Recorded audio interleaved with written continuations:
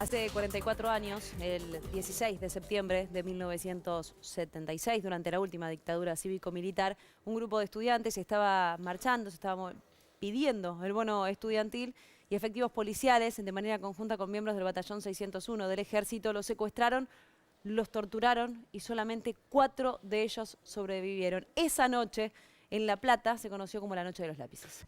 Los estudiantes secundarios de La Plata vamos a marchar unidos a exigir la inmediata implantación del boleto estudiantil secundario.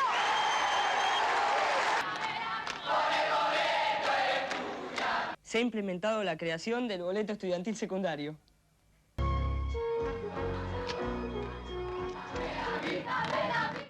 Cuídate, me cuido. Cuídate, Horacio. Sin nombre.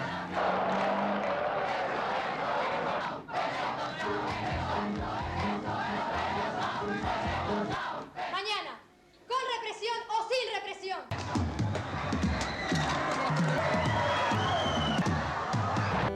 En la madrugada del 17 de septiembre, hombres fuertemente armados entraron a mi casa y venían a buscar a una estudiante del secundario, o sea que sabían muy bien que yo era una estudiante secundaria. Y ahí nos llevan a lo que después, con mucho tiempo después, supe que era el Pozo de Arana.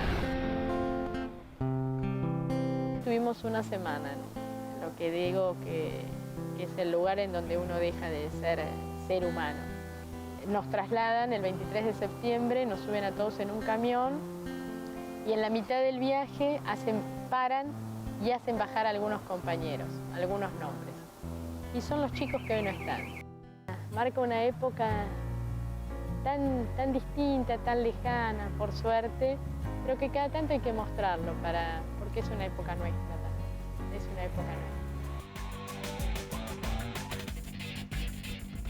La que hablaba sobre el final de ese compilado que hicimos entre la película y las informaciones es Emilce Moller, que es una de las 4 sobrevivientes de esa noche trágica donde se dio el secuestro, la tortura y la desaparición de estudiantes y solamente 4 sobrevivientes. Por eso los hemos invitado aquí para que nos cuenten un poquito por qué seguir recordando la Noche de los Lápices, por qué es importante este aniversario, por qué es importante que se establezca como el Día Nacional de las Juventudes la fecha que coincide con el aniversario de la Noche de los Lápices. Están aquí Malena Contigiani, secretaria adjunta de la Red Nacional de Centros de Estudiantes, Lucía Pilar Figueroa, de la Mesa Provincial de Trabajo por los Derechos Humanos, y Fermín Morán, integrante de la Juventud Descamisados Córdoba. ¿Cómo les va? Buenas noches. Hola, gracias buenas por estar, noches. chicos. ¿Cómo va? Muchas gracias.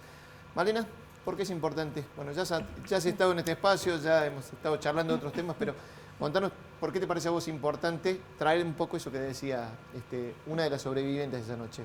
Bueno, buenas noches, gracias por el espacio. Bueno, sin duda en el marco de la fecha y el mes de septiembre, que es el mes de las juventudes, nos convoca profundamente. Entendemos que el 16 de septiembre del 76 fue un hecho que nos marcó para siempre a los estudiantes secundarios y a la sociedad en general, ¿no? Lo que fue la dictadura, esa miseria planificada que arrasó con tantos compañeros y compañeras. Hace casi 40 años venimos construyendo memoria, verdad y justicia junto a los organismos de derechos humanos, las madres y abuelas de Plaza de Mayo, los familiares de desaparecidos que se pusieron al hombro la lucha por los derechos humanos y también los militantes políticos, sociales que estamos en los secundarios, en las universidades, en los ámbitos de trabajo y en nuestros barrios también, que reconocimos esa lucha. Es importante porque fueron compañeros como nosotros que lucharon por sus convicciones y sin embargo al día de hoy resulta necesario repensar lo que es la democracia, ¿no? Quizás cuando decimos hace 46 años fue la Noche de los Lápices. Parece lejano. Sí. Hay algunos que lo sentimos súper recientes, sentimos que la democracia es muy joven, pero hay otros que como vos decís, lo sienten lejano, que quizás están de acuerdo con que es importante conmemorarlo, que no es que tienen un discurso negacionista, pero no se sienten convocados por la fecha ni por repensar lo que es la democracia. Entonces es ahí cuando creo que ponemos el foco, nuestra militancia por los derechos humanos, en volver a repensar lo que es la democracia y bueno, en el actual contexto, con todo lo que está pasando, más aún. Quédate ahí, digamos, ya vuelvo con vos, Fermín. ¿Para vos? ¿Cómo lo ves? Yo creo que es importante que reivindiquemos la fecha, ya que ellos eran personas, si bien eran estudiantes y estaban luchando gremialmente por el boleto educativo, creo que peleaban por un país más justo, que eran personas políticas, y eso hay que volver a retomarlo, porque por ahí no se considera que sea tan importante politizar a los pibes, y creo que es lo más importante para ahora. Recordemos la fecha, ¿no? Septiembre de 1976. Hacía 6 meses que se había dado el golpe de Estado, más allá de que la represión tenía algunos años, digamos, ya venía. Digamos, ya venía caldeado. Ya venía caldeado, ya venía gestándose. Lucía, ¿vos?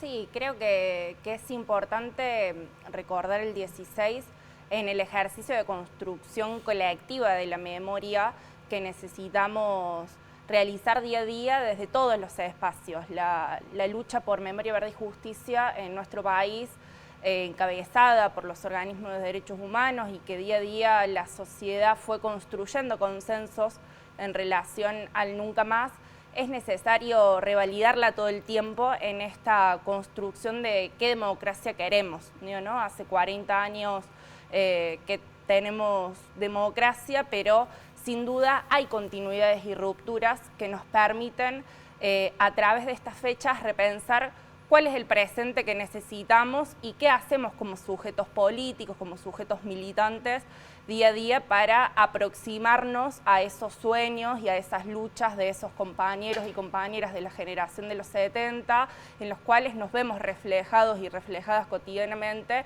en la conquista de nuevos derechos. Eso te iba a preguntar, porque por ejemplo uno dice, en ese momento era importante, y la verdad que pensar en estudiantes secundarios movilizándose a 6 meses de iniciado el gobierno militar, el gobierno de facto, la dictadura más cruenta que vivió, cívico-militar, hay que decir, lo que vivió nuestro país, eran otras las demandas. ¿Las de hoy?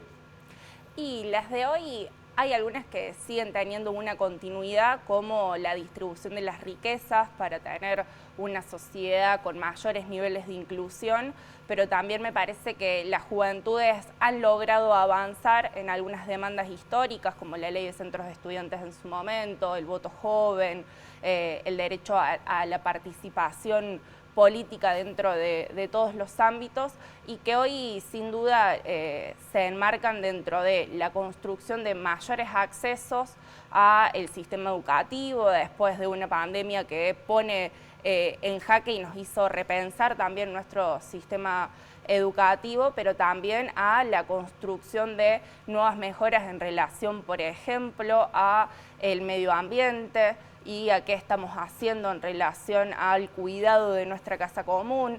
Después también podemos hablar sobre las situaciones de violencia institucional que se ven a diario, como otra de las grandes demandas y deudas también que tenemos como democracia en ese pensar las continuidades y las rupturas, pero también las condiciones laborales en las que nos encontramos las juventudes, que en general son precarizadas y que es necesario avanzar urgentemente en mejores condiciones, porque en definitiva también es lo que nos garantiza ese sueño de una patria justa, libre y soberana, en pensar las condiciones de vida de acá en adelante.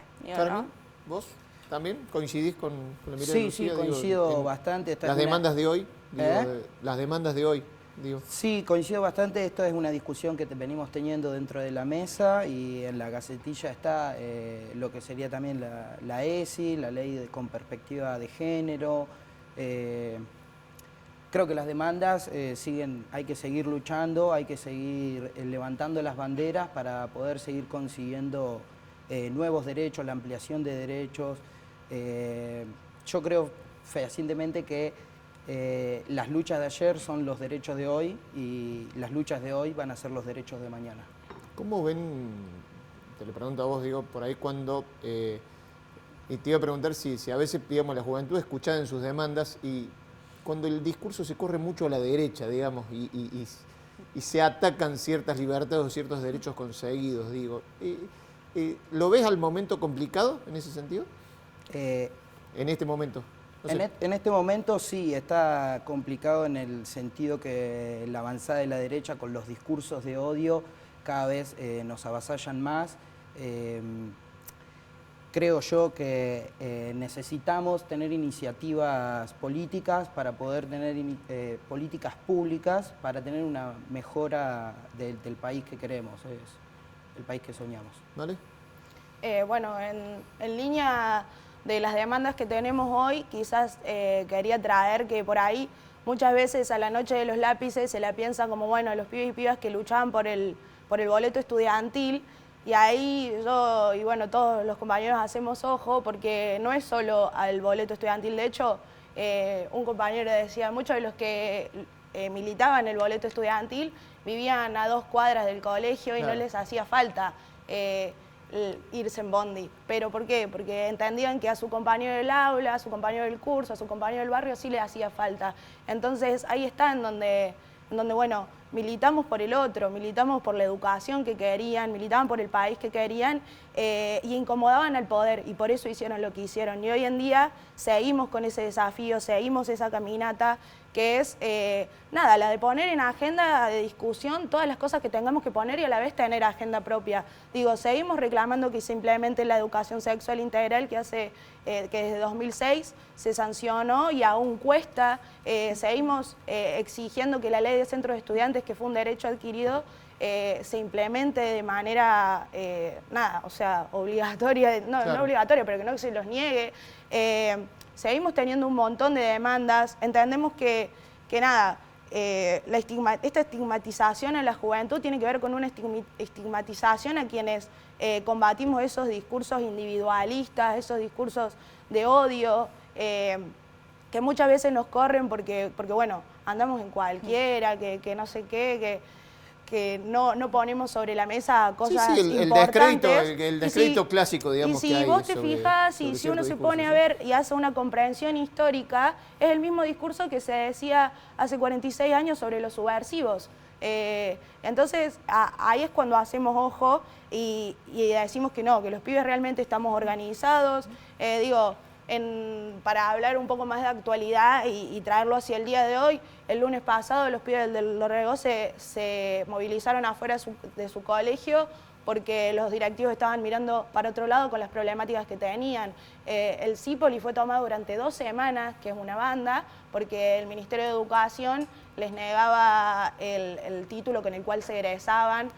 Los coles preuniversitarios están haciendo reclamos por la ciudadanía universitaria y así un montón más. Sierras Chicas se problematiza el por qué no llega el gas hacia las sierras, que es un re problemón, porque el tema del PAICOR, el tema de que no puedan cocinar en las escuelas cuando muchas veces significa la única comida que ingieren los pibes, esa. También que si nos vamos hacia el interior de nuestra provincia, muchas veces se les niega el acceso a políticas públicas, se les niega que puedan hacer sus centros de estudiantes. Entonces, todas esas problemáticas son las que ponemos sobre la mesa. En la pandemia, cuando se nos estaba atacando por todos lados a la juventud de que éramos los responsables de las fiestas clandestinas, somos los responsables de los contagios, qué sé yo, la realidad era que nuestros compañeros salían a entregarle su plato de comida a quienes lo necesitaban, o que salían a entregar los cuadernillos porque muchos pibes no estaban en condiciones de adaptarse a la modalidad virtual. Y es por eso que en este sentido de la agenda propia empezamos a pensar una ley de conectividad, que es la Ley de Justicia Digital Educativa, que la presentamos el mes pasado en el Congreso de la Nación. Entendiendo que hay que tener una ley que garantice realmente el derecho a la conectividad, porque es un derecho básico hoy en día, porque nos suma no solo a nuestra educación, sino a nuestra salida laboral y también a nuestro goce y recreación, ¿no? Reitérame cómo es la ley, porque desconocimiento total. La verdad, digamos, se presentó hace un mes, digamos, sí. La ley de justicia. ¿Cómo se llama? Ley de Justicia Digital Educativa. ¿Está donde? ¿En Cámara de Diputados o entró por senadores? Se tiene que presentar en tipo la Comisión de Educación. En la Comisión de Educación de Diputados. Claro, bien. Y ahí ir a diputados. ¿Y, tienen un consenso general? Sí, los pibes y las pibas estamos remilitando conectividad, porque entendemos que además de ser una lucha que estamos apropiando nosotros, la venimos pensando hace más o menos un año, entendiendo que, bueno, en la pandemia vimos como muchos se dejaban de sumar a las reuniones, a las clases, y no estaban en condiciones de adaptarse a esta modalidad virtual debido a que no tenían un dispositivo para conectarse o internet o incluso las Conectar Igualdad que tenía estaban bloqueados porque en 2018 se tomó la decisión de bloquearlas. Entonces nada, empezamos a ver todas estas problemáticas y la pandemia lo que nos permitió también, por todas las cosas malas y qué sé yo, pero nos permitió como romper esas barreras de la distancia y empezar a ver nuevas formas de militar, como era conectarse un Zoom y verse con un compañero de Chaco, de Buenos Aires o de Mendoza, de cualquier lado, y poner sobre la mesa todos los temas que nos interpelan en los secundarios y bueno, empezamos a pensar esta ley.